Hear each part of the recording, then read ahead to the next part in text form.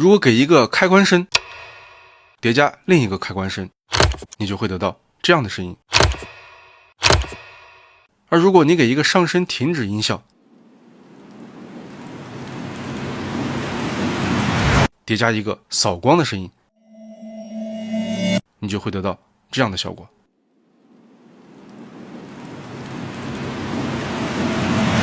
音效的两两叠加是剪辑过程中提升声音效果最直接最有效的方法。这一点呢，正是我从《鱿鱼游戏》第2集预告片里学到的。我们听一下，我用2个不同开关的声音模拟出了差不多的效果。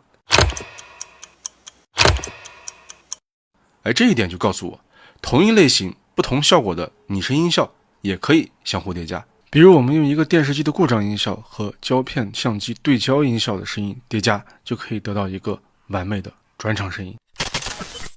有时候比单一拟声效果好。再听这里，上升音效突然停止，其实也是上升音效叠加了另一个音效的。我找了一下，用了一种扫光的音效放在末尾，效果也很接近了。这说明我们在做音效设计的时候，就可以大胆尝试不同效果的叠加。比如这里的上升停止加扫光，就特别适合做一个突然的转场。这部预告片剪辑的也很精彩，我们下期每日一镜说剪辑。OK， 下期见。